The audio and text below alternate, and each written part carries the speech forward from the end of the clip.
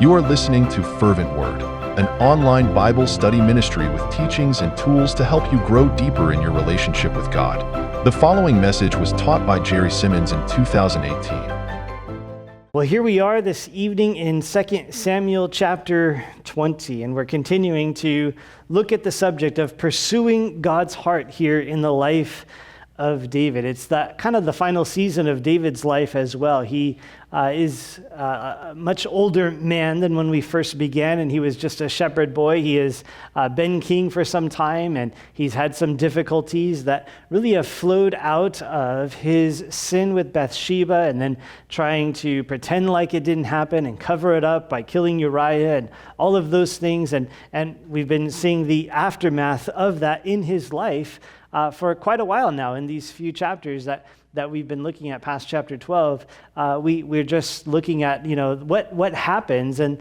the things that take place when we don't pursue God's heart. And so David has come back to pursuing God's heart, but here in chapter 20, we're looking at actually some different examples. David's there in the mix, but there's a few different people involved. And so I've titled the message this evening, Pursuing Your Own Heart Ends in Disaster. And we're going to look at a few different examples of different people and their part in this as David has now come back to Jerusalem after his son Absalom has rebelled and is reestablishing his kingdom. And there's different people involved. But one of the tragedies that we see throughout this is that there is not a pursuit of God's heart in this team that is around David and the people that are around David, but really kind of each one is after what their own thoughts and what their own heart is seeking for. And so they're focused on those things instead of focused on the glory of God, focused on pleasing God.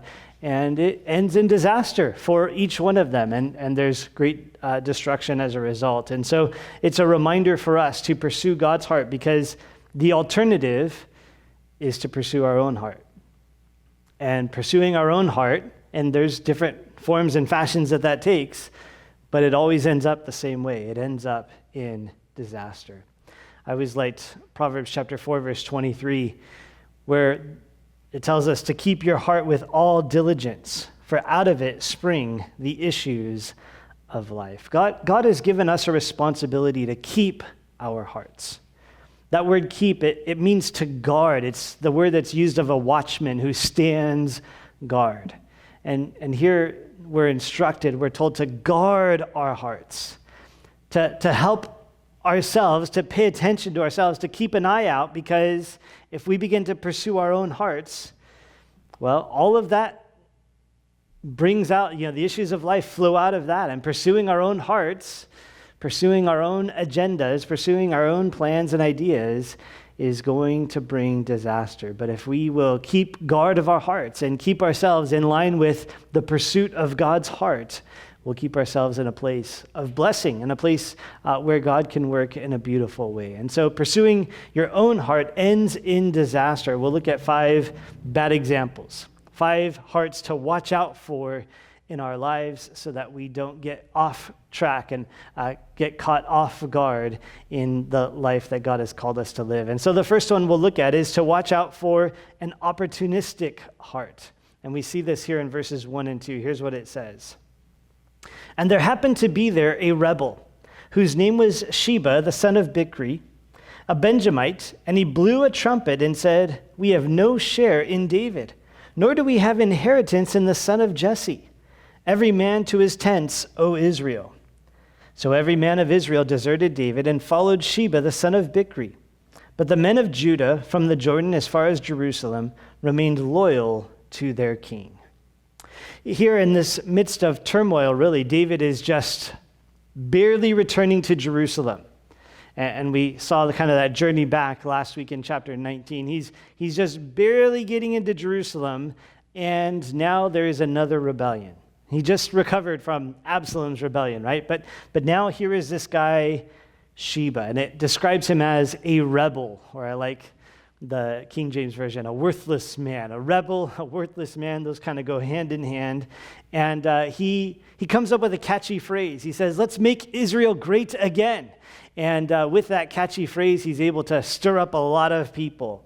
I'm somewhat joking, but here he says, we have no share in David, nor do we have an inheritance in the son of Jesse, every man to his tents. And in the Hebrew, it's much more rhythmic, and so it was a catchy phrase. And he makes this proclamation and causes Israel to disperse. But it tells us in verse 2, Judah, the one tribe, they stay loyal to David, but pretty much the rest of Israel, they're uncertain about whether or not they want David to be king again, because this rebel has stood up and announced this and is going to be trying to lead a rebellion against David. If you remember, we ended last week in chapter 19. In the last couple verses, Judah and Israel, that is the northern tribes and the southern tribes, are kind of arguing amongst each other. And hey, David's one of us, the tribes of Judah would say, and the other tribes, the other 10 tribes say, hey, there's 10 of us. We have 10 parts to the king. You only have 2 parts, you and Benjamin. And so there was this battle between them, and that's the context for this. So there's already some little bit of arguments. There's already some dispute and some, unsettling between these two groups. And it's in the midst of that Sheba sees his opportunity and says, now's my chance. This is a good time. There's unrest. There's a little bit of uncertainty. Now's my chance to step in and take charge of the kingdom. Watch out for an opportunistic heart. That word opportunistic, it means to exploit chances offered by immediate circumstances without reference to a general plan or moral principle. Now, that's just a general dictionary definition, but I like it. I think it's important for us to consider. To exploit chances that are offered by immediate circumstances. So the circumstances are such that, wow, there is this opportunity that wouldn't normally be there necessarily, but here we have this opportunity. It's unique, but to take advantage of that without reference to a general plan or moral principle. Now, as believers, as those who are talking about pursuing the heart of God, we're not just talking about a general plan. We're talking about God's plan. We're not just talking about moral principles in the sense of general morality, but we're talking about God's word. What does God's word say? And so the thing at hand is that an opportunistic heart is going to look at circumstances and take advantage of things in a way that isn't necessarily in line with God's plan or in line with what God's word says and God's principles. Instead, it's going to look at the circumstances primarily and be eager to, pursue those things for what I can get out of it for myself. Pastor Warren Wiersbe puts it this way. Sheba saw the tribal conflict as an opportunity for promoting himself. Because he was a Benjamite, he hoped to get a broad support from Saul's friends and David's enemies.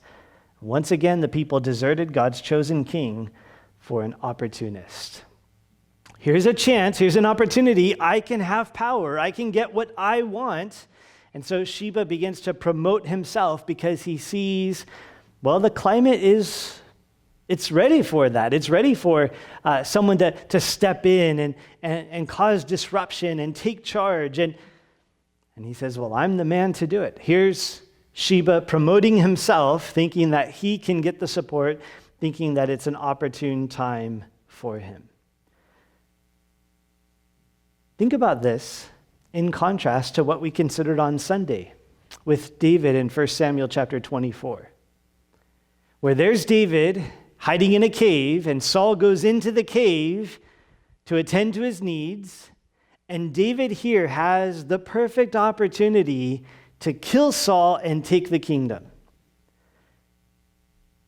Now, if David had an opportunistic heart, he would have listened to his men and killed Saul and tried to take the kingdom that way. Because look at the circumstances.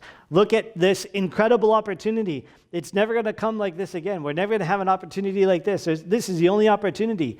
And, think about all the promises that God's given to me, David might say, and this is the way to do it. And so here's my chance, and I need to take this chance.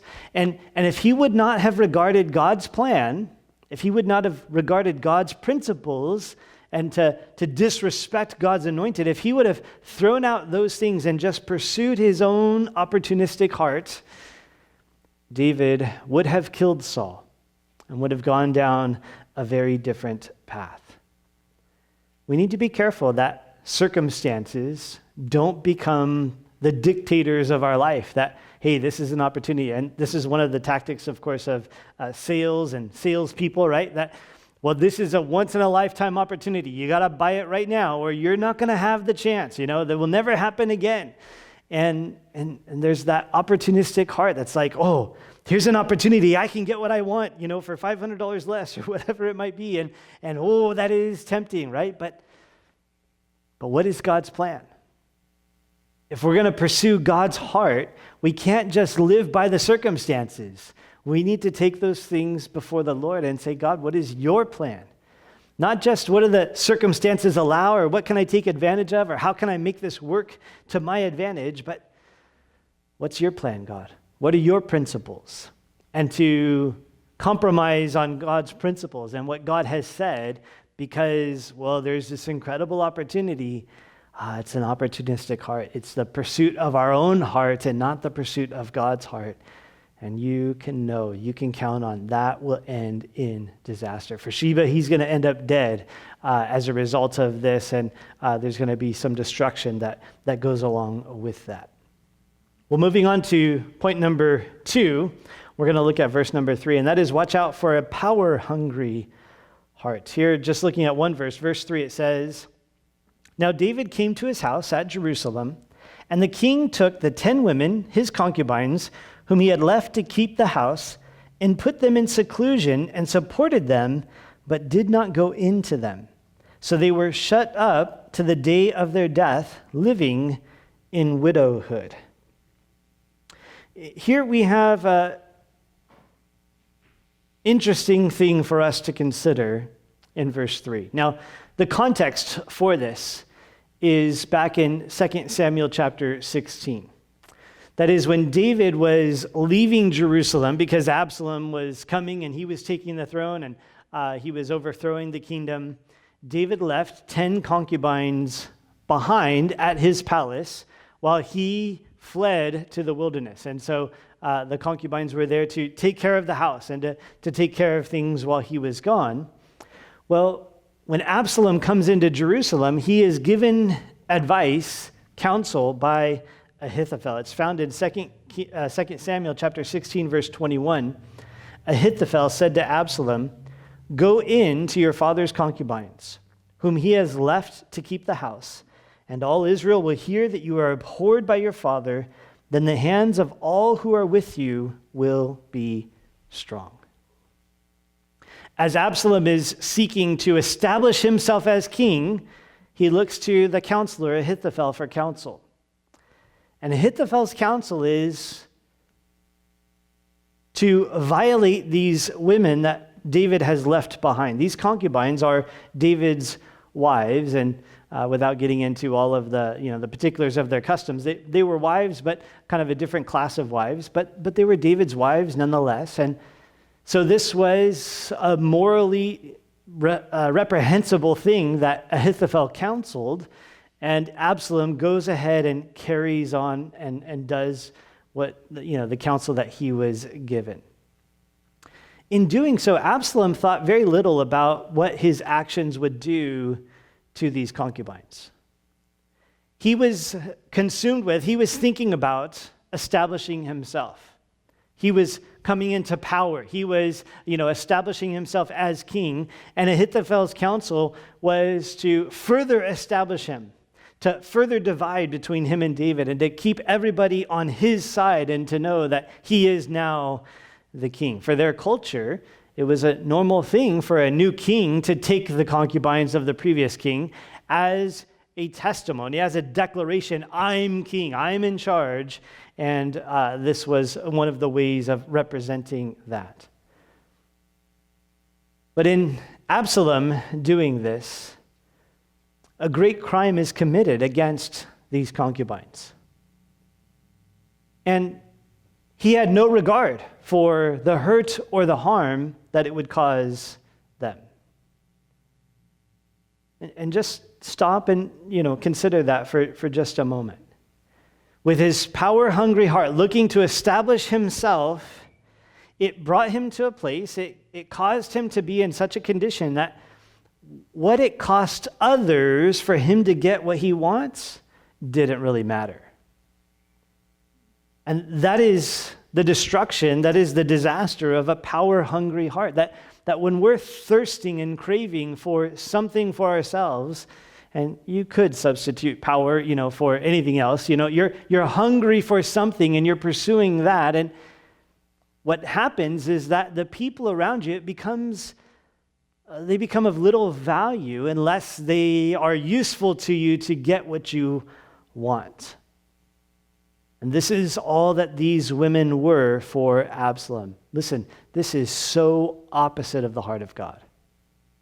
You can't get, more opposite from God's heart in this. That people are so important to God. We talk about, being used by God and God using us, and sometimes we're kind of oblivious to it. At least I am. It's like I'm always thinking of that in a positive sense. But sometimes you're talking to somebody, yeah, God wants to use you. That doesn't necessarily come across in a positive way, because being used by someone else is typically in a negative sense, right? It's like they're just using you to get what they want. And that's not the way that God uses us. God gives us the privilege. It's a good thing that God uses us. He uses us in a good way, that it's for our benefit and it's our privilege to be part of his work. That's God's heart, that we are benefited and blessed by participating in what he is doing. But Absalom is not pursuing God's heart.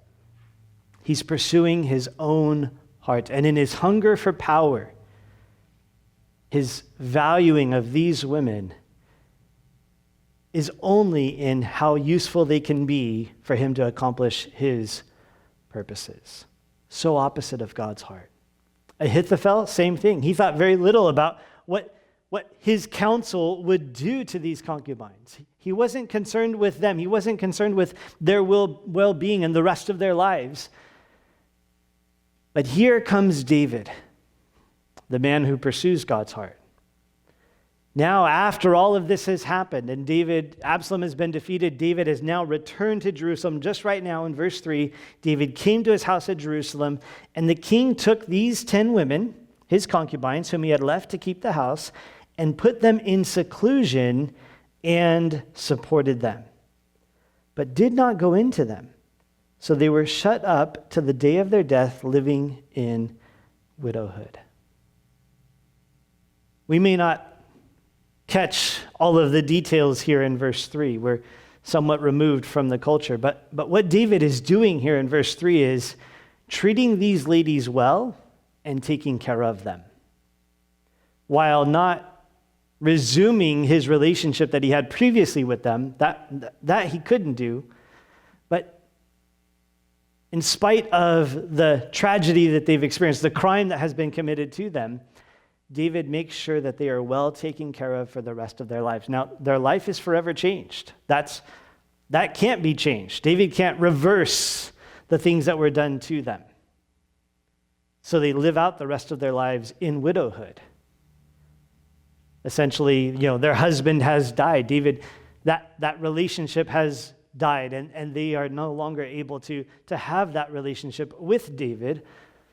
But David doesn't just cast them off. They're not just, well, you're useless to me then, if I can't have that relationship with you, so get out of here. No, David is concerned for them and for the rest of their lives. He takes care of them.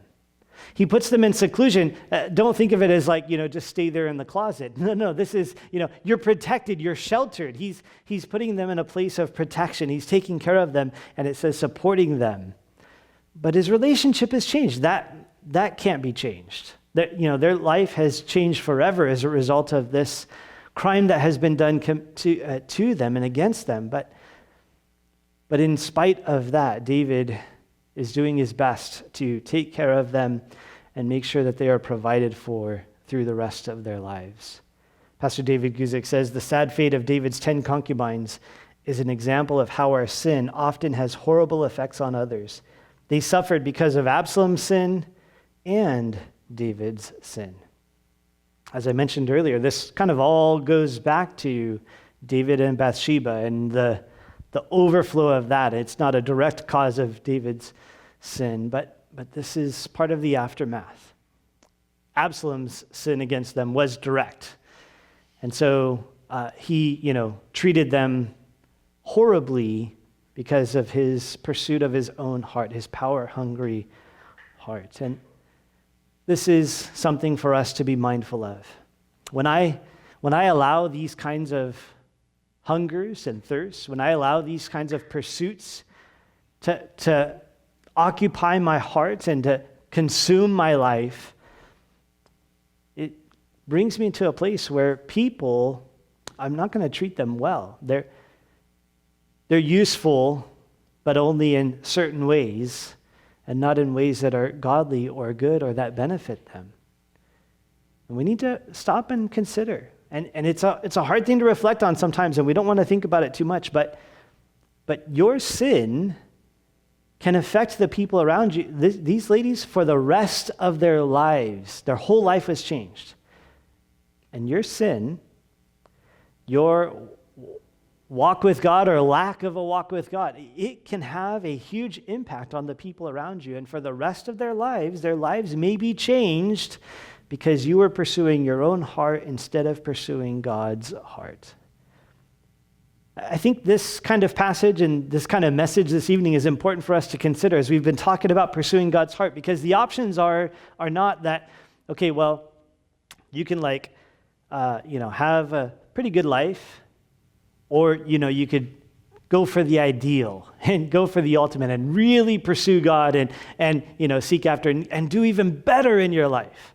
That's not really the options. The options really are, you can pursue God's heart fully and completely all out and seek to glorify God and seek to know God and seek to please God, or you will be going a different direction that is destructive to you and to the people around you.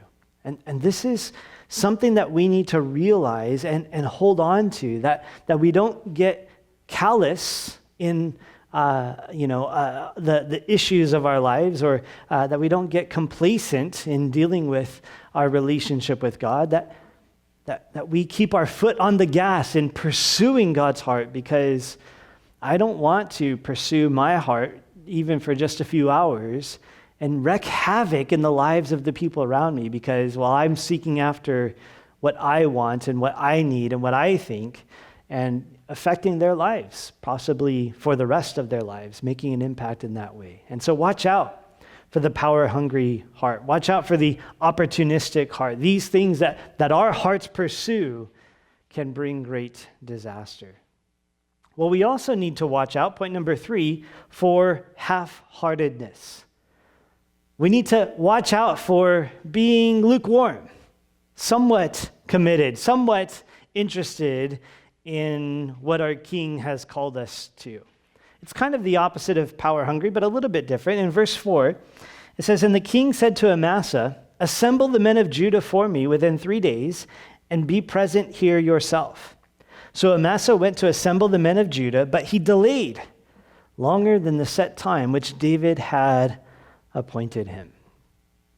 And so now we're going to look at this guy Amasa. Now Amasa was Absalom's general in the revolt against David. And so when Joab led David's men into battle against Absalom, Absalom had Amasa leading his men into battle. He was the general on the opposite side. But David in chapter 19 had reached out to him and offered to give him the position of general to help to make peace and to bring unity between the two groups once again. Also because David, was growingly dissatisfied with Joab and frustrated with Joab. And so he gives Amasa this opportunity. He's making him general. Here's your chance, Amasa, to solidify your position. We have this rebel. Go gather the troops and be back here in 3 days so that we can deal with this situation. And so here's Amasa. His king gives him instruction, and he sets out to do it. But the issue we find is that he's not very serious about it. His king gives him a time frame. Here's what I want you to do. Assemble the men of Judah, and then you be back here with them within 3 days. But it tells us in verse 5, he delayed longer than the set time which David had appointed. He went to assemble the men. He started to do it. He had that was his objective. That was what he intended to do, but he didn't finish the job. He didn't complete it. His king gave him instruction. He set out to do it, but he was half-hearted about it. It's something for us to consider. Your king gives you instruction. How serious are you about it? How many times do we know what the Lord says and we set out to do it, but we fail to finish it. We fail to see it through. And here, this is what happens with Amasa, and it ends up in disaster. His half-heartedness is going to cost him his life. We'll read through the next few verses here. In verse 6, it says, "And David said to Abishai, 'Now Sheba, the son of Bichri, will do us more harm than Absalom. Take your Lord's servants and pursue him, lest he find for himself fortified cities and escape us.' So Joab's men with the Cherethites, the Pelethites, and the mighty men went out after him, and they went out of Jerusalem to pursue Sheba, the son of Bichri. When they were at the large stone, which is in Gibeon, Amasa came before them. Now Joab was dressed in battle armor. On it was a belt with a sword fastened in its sheath at its hips, and as he was going forward, it fell out. Then Joab said to Amasa, 'Are you in health, my brother?' And Joab took Amasa by the beard with his right hand to kiss him. But Amasa did not notice the sword that was in Joab's hand, and he struck him with it in the stomach, and his entrails poured out on the ground, and he did not strike him again. Thus he died. Then Joab and Abishai, his brother, pursued Sheba, the son of Bichri." Verse 11. "Meanwhile, one of Joab's men stood near Amasa and said, 'Whoever favors Joab and whoever is for David, follow Joab.' But Amasa wallowed in his blood in the middle of the highway. And when the man saw that all the people stood still, he moved Amasa from the highway to the field and threw a garment over him. When he saw that everyone who came upon him halted. When he was removed from the highway, all the people went on after Joab to pursue Sheba, the son of Bichri." Watch out for half-heartedness. What happens to Amasa? First of all, he's half-hearted. He doesn't complete the task. And then he's finally getting around to come back, but David has already instructed Abishai, hey, take the bodyguard. He takes his personal guard. That's the Cherethites, the Pelethites, the mighty men. Take those guys and go get to work on this, because if we put it off, there's going to be great harm that's brought as a result of this rebellion. It'll be worse than what happened with Absalom. And so Abishai sets out. He starts the work. Joab is probably in the midst of that group. Now, he's been transitioned to, one of David's bodyguards, because now Amasa is the general. But now they encounter Amasa, and here Joab comes up, and he's sneaky, and I think it's interesting the way it describes it. In verse 8, it says, "Now Joab was dressed in battle armor. On it was a belt with a sword fastened in its sheath at his hips. And as he was going forward, it fell out." Now, I don't read that and think, wow, what an interesting accident, right? I think Joab was practicing his dance moves a little bit. He was working his hips a little bit so that he could just, do his hip just a little bit, and boom, his sword would come out. I think he was practicing a quick draw so that he could sneakily, just kind of boom, shoot out the sword, so that now, as he comes to Amasa, Amasa's not suspecting that. It's in his left hand, not his right hand. It's not where Amasa would expect to look for a weapon. He reaches to him, with the normal greeting to kiss him by the beard. Don't try to do that to me. My hips will do something different to you. But he does this, and Amasa is not seeing the danger here, and Joab takes opportunity and puts him to death. I really wanted to look up, but I forgot, and I didn't have time, actually. But, Mr. Miyagi gave an interesting lecture to Daniel-san, right, about being on one side of the road or being on the other side of the road. And if you try to go in the middle of the road, you get squished, right? Here's Amasa. He's half-hearted. He starts to do the work. He doesn't really finish it. When Joab comes, he's just like not paying attention, not realizing there's any danger. He's half-hearted. And so he's now laying in the road as a result. Just like Mr. Miyagi said, he got squished. This is the danger of half-heartedness. And as he is there, it tells us in verse 11, it says, one of Joab's men stood near Amasa and said, whoever favors Joab and whoever is for David, follow Joab. And so there was this people would come along him. It was the first time there was a traffic jam caused by looky-loos, because they would come up, they would see his body, and they'd stop. And so he finally moves it out of the way and helps the people to not be half-hearted. Hey, we're going with Joab. Oh, but look at that, he moves that out of the way so they can keep their focus on Joab. Okay, we need to go forward and finish what we started and, continue on with this task that is at hand. He helps the people to not be half-hearted, to not be distracted by the body of Amasa. We need to watch out for half-heartedness. Again, bringing it back to us, your king gives you instruction. How serious are you about it? Amasa is taking his time. I'll get it done. I mean to do it. I intend to do it. I plan to do it. One day I'm going to do it. Eventually it's going to get done. Listen, when we talk about pursuing God's heart, we need to not just have good intentions about one day doing that, but we really need to match the intensity of God's heart. And so when it's God's heart for us to go a direction, we can't just partially go or hope to one day or intend to one day, but we need to match his intensity. If the Lord is saying, you need to engage in this right now, you need to be wholehearted, you need to be focused on, you need to go this direction, you need to complete this command, you need to do this, then we need to do that and not partially start to obey and one day I'll finish cleaning the garage, one day, and it just sits there day after day, a mess, just a wreck. We cannot approach the pursuit of God's heart that way. Your king has given you instruction. How serious are you about it? Are you lukewarm in the things that God has called you to? Paul encourages us in the book of Colossians chapter 3, whatever you do it heartily as to the Lord and not to men, knowing that from the Lord you'll receive the reward of the inheritance, for you serve the Lord Christ. The particular context that he writes this about is slaves obeying their masters. And he says, look, you're serving somebody else, but don't think of it like that. And understand you don't actually serve that master. Whatever you do it unto the Lord.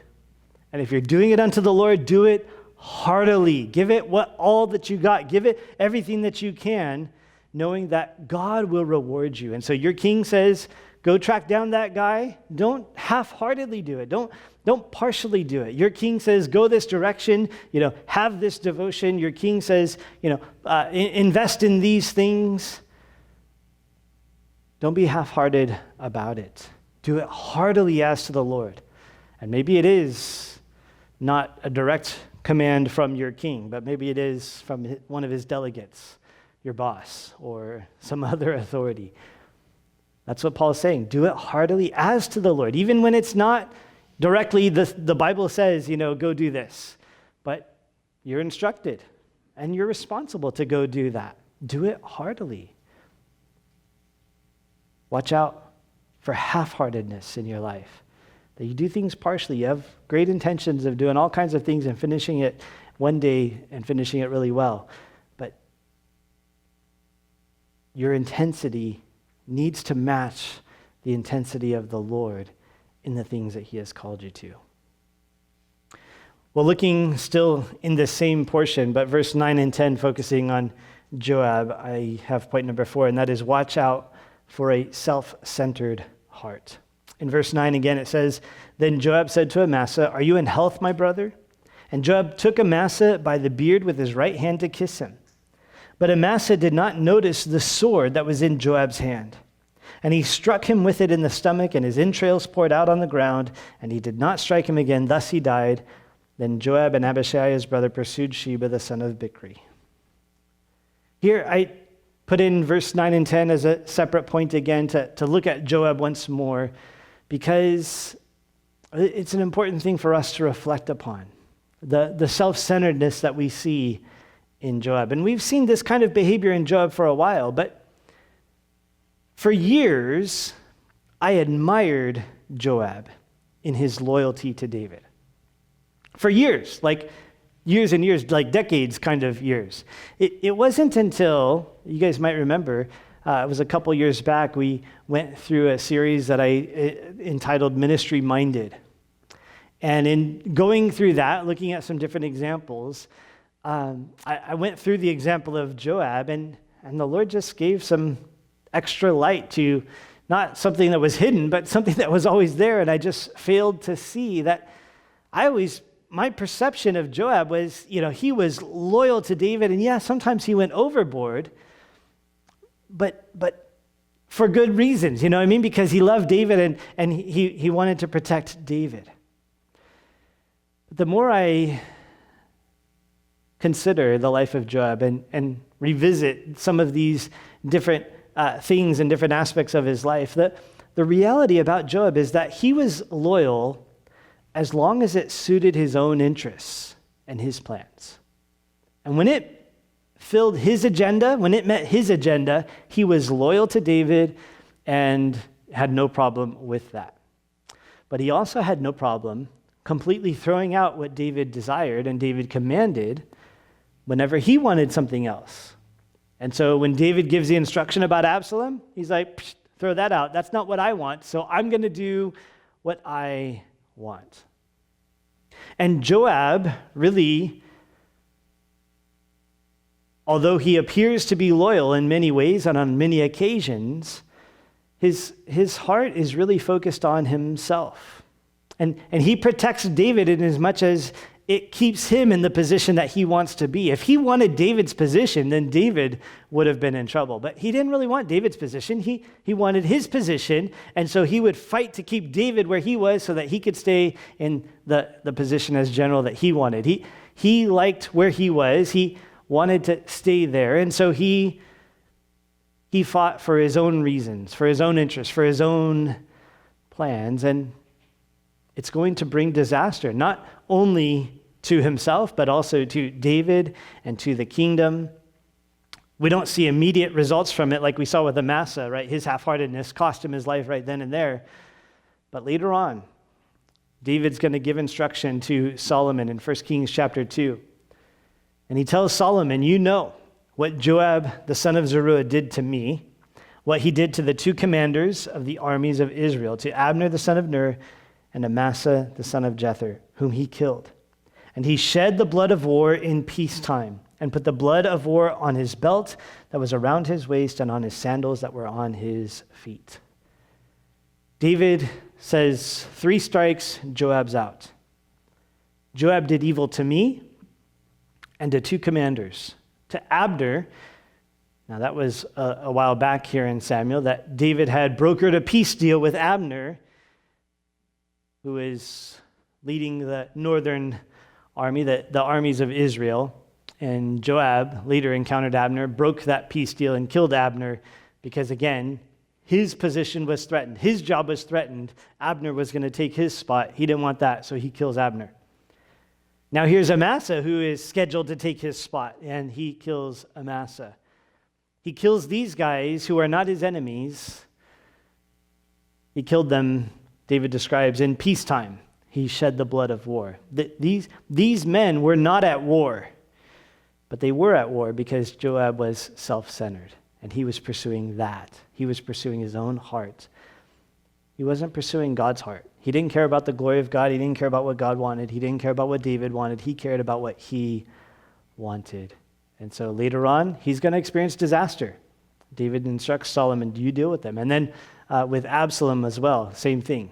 He came against Absalom, David's son, even though David had instructed him not to. Watch out for a self-centered heart. The timing of the disaster might be delayed, but I would remind you of Galatians chapter 6. Do not be deceived. God is not mocked. Whatever a man sows, that he will also reap. If you sow to your flesh, he says, you'll reap corruption. If you sow to the Spirit, you'll reap everlasting life. It's interesting, Paul goes on to say, let us not grow weary while doing good, for in due season we shall reap if we do not lose heart. The sowing and the reaping doesn't happen immediately. The sowing happens for a while, and then comes the reaping in due season. And that is reaping the good, and that is also reaping the wages of sin that have been sown. And when we're pursuing our own heart and pursuing self-centeredness, you may not experience all the disaster right away. And it may look like, hey, it works out for Joab. He still gets to be general. At the end of chapter 20, we see that he's still the leader of the army for the rest of David's life. He's the leader of the army. Looks like it worked out for him to have that heart and to pursue those things. But no, it doesn't work out for him, and it brings great disaster, and he will reap what he has sown. Watch out for a self-centered heart. Well, finishing it up, we're going to just look at verses 14 through 22. And the point is, watch out for a defensive heart. I want to read through these verses and then reflect on a couple thoughts from it. In verse 14, it says, he went through all the tribes of Israel to Abel and Beth Maacah and all the Berites. So they were gathered together and also went after Sheba.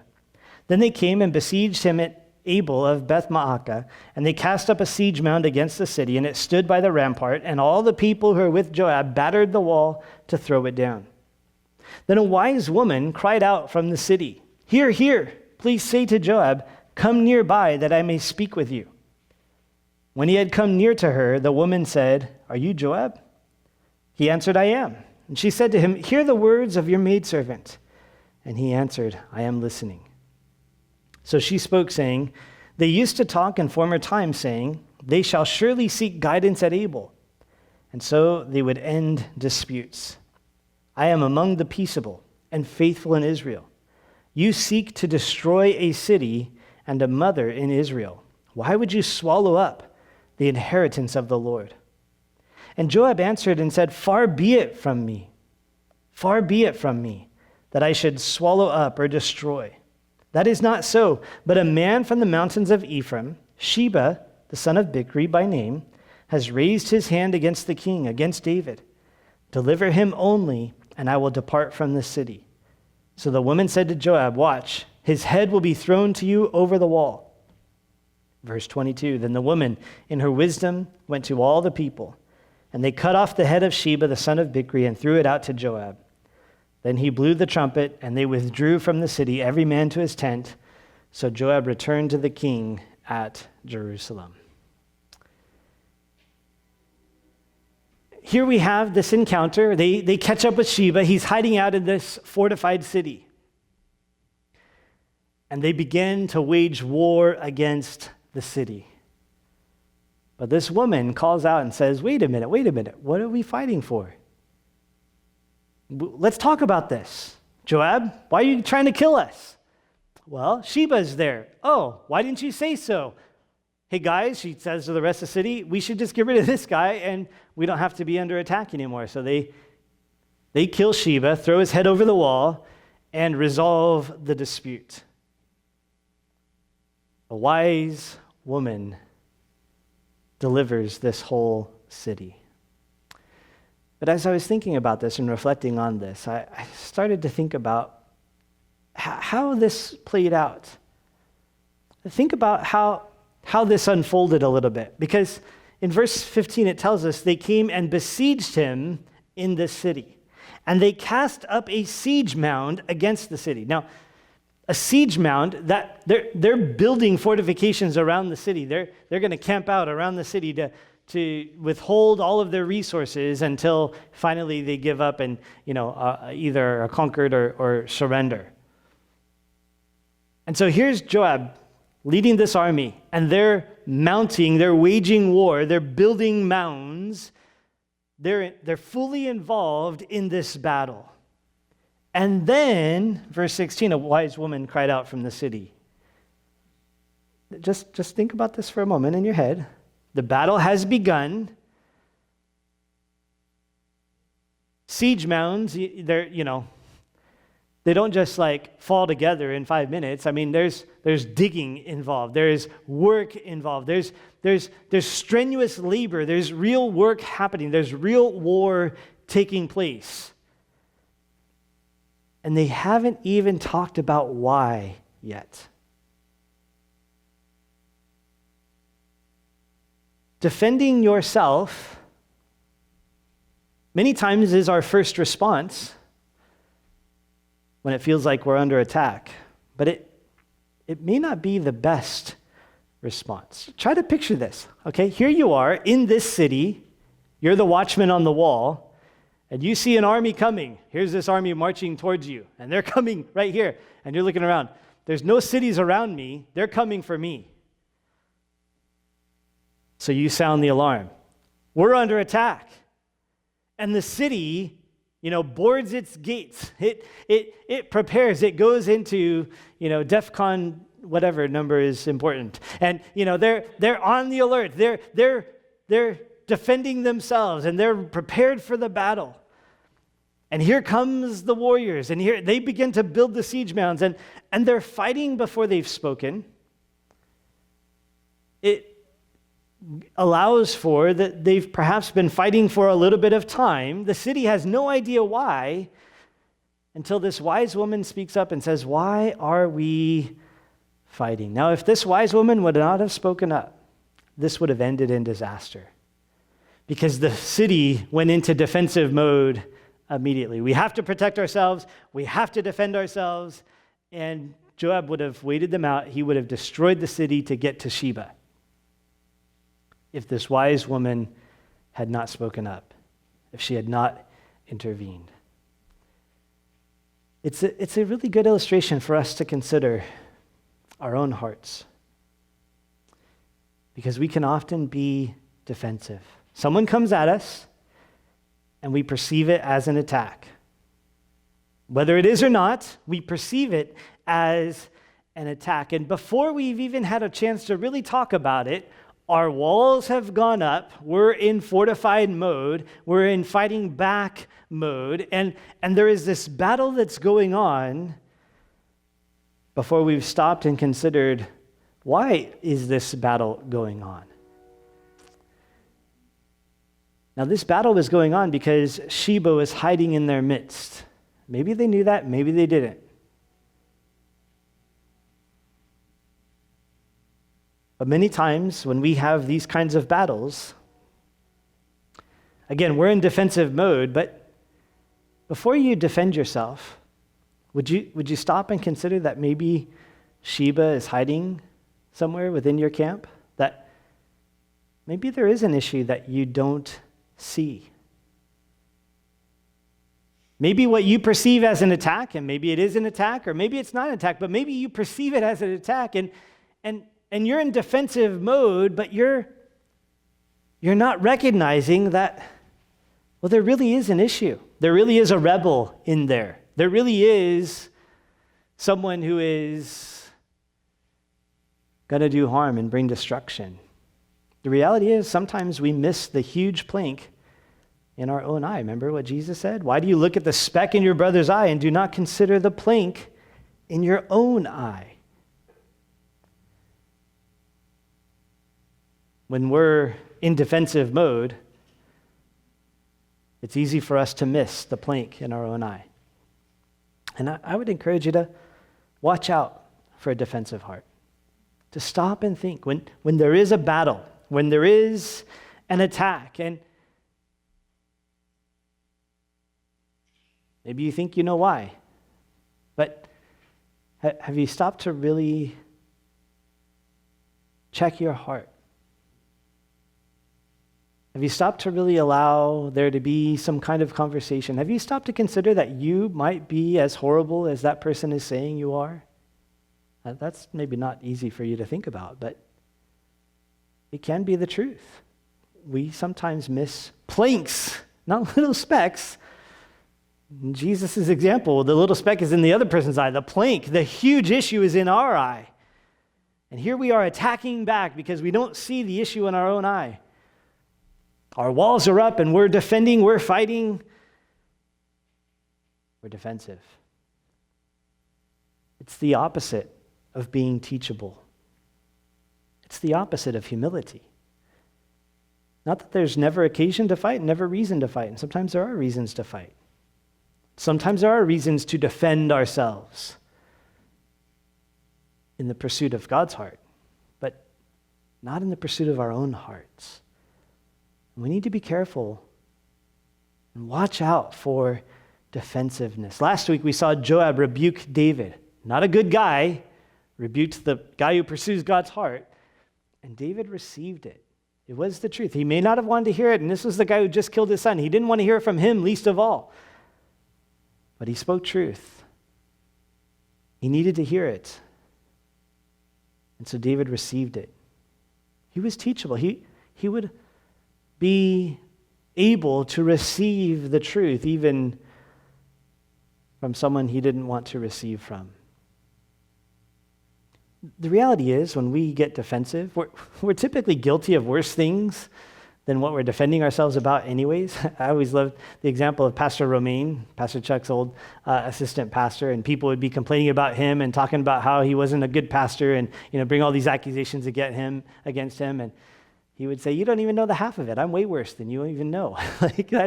My heart is way worse than you know. So why am I going to get defensive about these attacks? Because it's not even as bad as I actually am.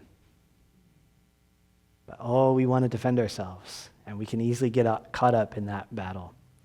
Proverbs chapter 29, verse 1, he who is often rebuked and hardens his neck will suddenly be destroyed, and that without remedy. Watch out for a defensive heart, because God's going to bring you correction.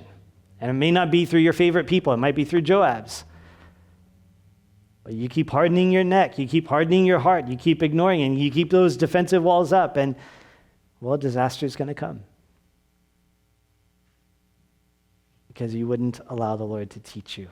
Watch out for a defensive heart. Be brave enough to consider, maybe this thing that they're accusing me of, maybe this thing they're saying about me, maybe this attack is actually true. Maybe there's some merit in it. Maybe Sheba does live within my walls. Watch out for a defensive heart. Watch out for a self-centered heart. Watch out for half-heartedness. Watch out for a power-hungry heart. And watch out for an opportunistic heart. These are some examples of the kinds of hearts that we have that we can pursue in pursuing our own heart. These all end in disaster. The only safe place to be is in the pursuit of God's heart. Seeking to live for him, to glorify him, to honor him, to please him. That's the only way that we can protect ourselves from the disasters that we will bring upon ourselves in our own pursuits. And so let's take some time this evening to pursue God's heart. Kim's going to close us in a couple songs, and I would encourage you to just allow the Lord to search your heart. Invite the Lord to search your heart. Are there areas of your life where you are pursuing your own heart? Where you are opportunistic or maybe power hungry? Maybe you're half-hearted in some things that God has, called you to and spoken to you about. Maybe you're self-centered and, hey, you go along with the program as long as it fits what you want, but, when it's different, then, I'm going to do what I want to do.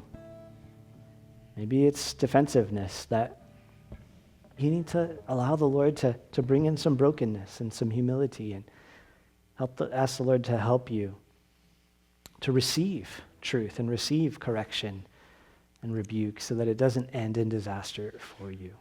Pursuing your own heart ends in disaster. So let's pursue God's heart. As Kim leads us in this time of worship, as usual, we just open up the opportunity. If you would like to pray for one another, encourage one another, help each other as the Lord leads, feel free to do that. Let's take this time and pursue the Lord's heart, just between us and the Lord or together, however the Lord leads. But let's make sure we've put him first. He's the focus. He's the passion. He's the priority. Let's worship him. We pray you have been blessed by this Bible teaching. The power of God to change a life is found in the daily reading of his word. Visit ferventword.com to find more teachings and Bible study resources.